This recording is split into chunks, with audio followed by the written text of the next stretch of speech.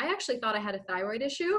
I went to the doctor. Oh, this is hilarious. I went to the doctor. I told him, okay, please give me a blood test. Something's wrong with my body. I don't know why. I had so much kale yesterday. Just give me a blood test. And, he gave me the blood test and he says, no, everything's normal. It's not underactive. You're fine. No, you're fine. And I thought, I was so devastated actually this is going to sound horribly ungrateful, but you want to be healthy. You don't want to have a thyroid issue. But when he told me that I didn't have a thyroid issue, it's like, wait, I don't? So why am I like this? Like, am I going to be like this forever then? Woo!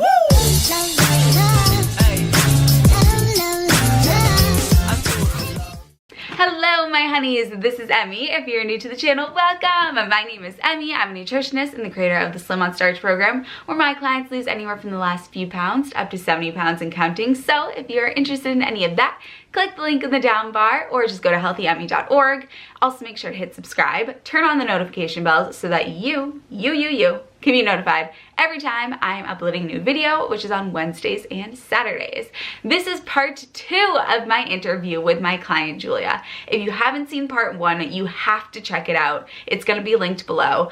Definitely watch that one before you watch this one, so you can see where Julia was before we started working together and where she is now. And now in part 2, she's gonna be talking about the mindset shifts that she had. She's gonna talk about what she thought before we started working together and the beliefs that she'd convinced herself were true, and how she proved to herself that that is not the case, and how she made those mindset shifts and really worked on going from this black and white mindset when it comes to food, weight, and health, and moving into the gray area and allowing herself to be kind to herself and not having to be perfect, and how that really changed her life.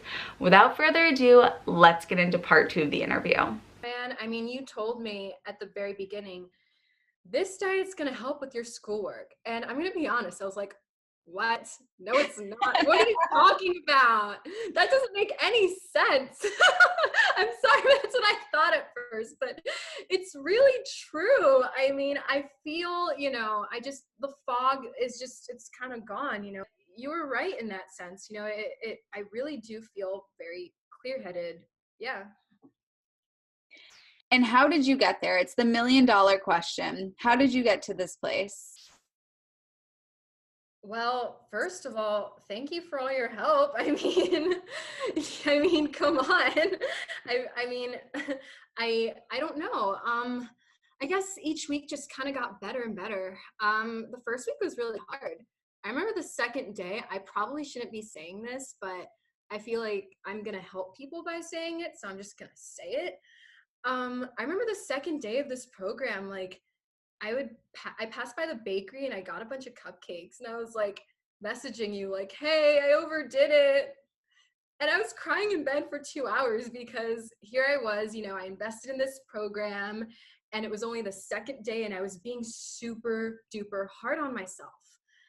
And that's the thing. I've always been very hard on myself.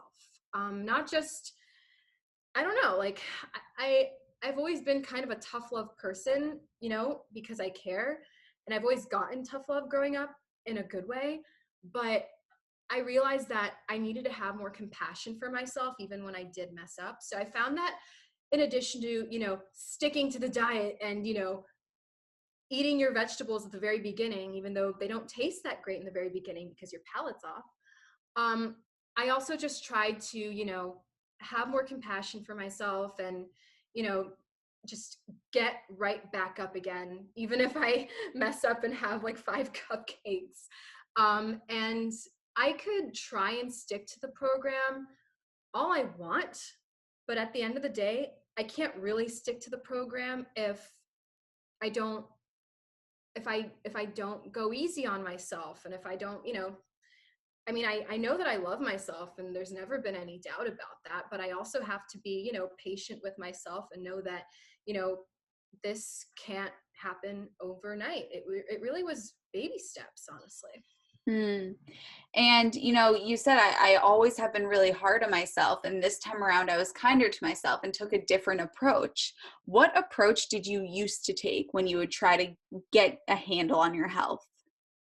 Oh my God. I think I just do everything cold turkey. And in many ways, I've done that. And sometimes it works and sometimes it really doesn't. I'm a very impatient person. I've always been very impatient. And I feel that, I always want to do my best. I always want to be the best and, you know, have a higher standard for myself. That's always been me. I've always been like that. But, um, oh God, I forgot the question. Wait, what was I the asked question again? about the old methods that Oh yeah. So instead of doing things kind of cold turkey all the time, I just decided to do kind of what Kiki would say, just stay in the present. And I think that a lot of your other, clients would say this in their interviews, like just do the best you can at that exact moment. And if you just focus on not the past, not the future, if you just focus on doing the best you can, like right then and there, that's really the best thing you can do. And before you know it, okay, you will look back and then you'll say, damn, okay. Yeah, and Kiki says it very eloquently that there is no good or bad, there's just what feels right in that moment. And it sounds like you came from a place of very black and white thinking, and throughout the course of this, were able to embrace the gray area a little bit more. Do you identify with that? A lot more, just a lot more. But how? How did you get there? Because so many people, it's very on the diet, off the diet, restrict, binge, over exercise. How did you allow yourself to get to that place? I almost felt like I didn't have a choice. Yeah. I that's a really good question. Um, I I don't know how to answer this. I feel like I just kind of focused on, hmm, I think I just realized how good I felt and I didn't really want it to stop. Um, it's a tough question. I feel like once I got the ball rolling and once I realized how bad I wanted it, because I wanted it so bad, that led to, okay, I'm gonna eat these vegetables even though they don't taste great. And then the more I started eating those vegetables, oh, I realized I feel so good. And I just didn't want that to stop. So I just kind of kept going with that while also dealing with all the temptation around me.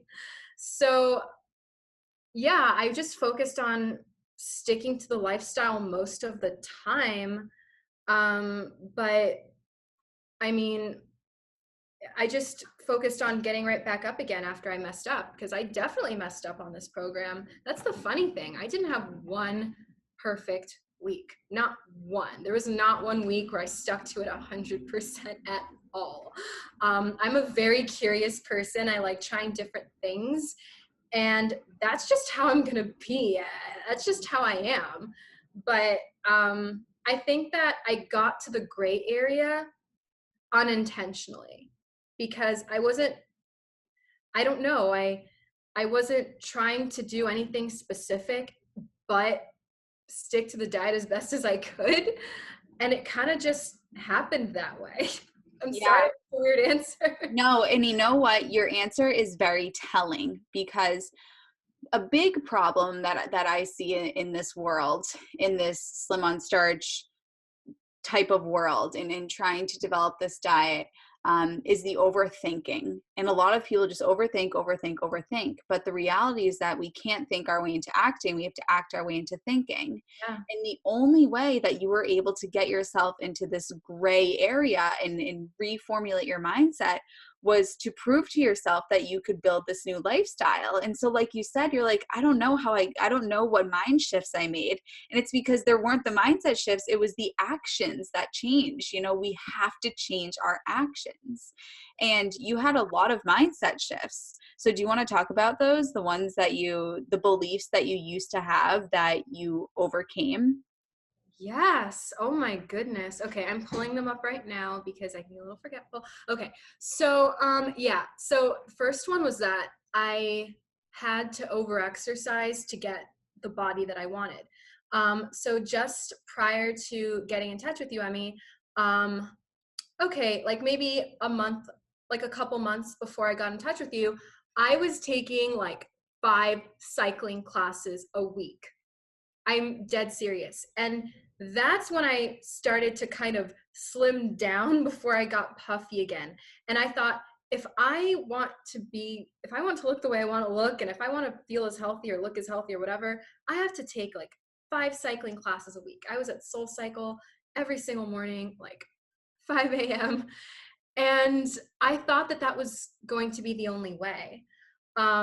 Luckily, that's not the case, because that was exhausting and expensive. So I also like a lot of your other clients, like I actually thought I had a thyroid issue. I went to the doctor. Oh, this is hilarious. I went to the doctor. I told him, okay, please give me a blood test. Something's wrong with my body. I don't know why. I had so much kale yesterday. Just give me a blood test. And you know, he gave me the blood test and he says, no, everything's normal. It's not underactive. You're fine. No, you're fine. And I thought, I was so devastated actually this is going to sound horribly ungrateful, but you want to be healthy. You don't want to have a thyroid issue. But when he told me that I didn't have a thyroid issue, it's like, wait, I don't? So why am I like this? Like, am I going to be like this forever then? Am I going to, so that was tough. And also my genetics. I also thought that my genetics had kind of like caught up to me. And, I have one side of the family that, is a little bit slimmer, faster metabolism, a little healthier lifestyle. And then there's the other side, which, is more prone to heart disease and diabetes and all of that. And I was worried that side was beginning to catch up to me and that there was nothing I could do, because there's this whole saying about, genetics kind of loads the gun and your lifestyle pulls the trigger. And I was like, oh my God. Yeah. And then also that, I also thought that, my ADHD was going to prevent me from feeling happy and confident in my body, just because, I felt like this for many other things, just for my schoolwork. I thought it was going to prevent me from succeeding in that sense. And I thought that, it was going to prevent me from reaching my goals. Because a lot of people who have ADHD, they kind of have erratic eating habits because they're on this quest for dopamine. They just don't have enough. And that's kind of what I was doing before. It's like, oh, I want to feel good right now. I'm so bored. I have this intolerance for boredom, cookies. So I thought that, those were pretty much, the things that I kind of had to really try and get rid of and just kind of let go of and just trust you guys and trust in what you guys were telling me to eat. Because the truth was, that's what I wanted. I just wanted you guys to tell me what to eat because I just didn't know anymore. You best believe, honeys, that there is a part 3 to this interview, and I'm sure you cannot wait to see it because I can't wait to show it to you. So stick around for part 3 and I'll see you in the next one. Woo!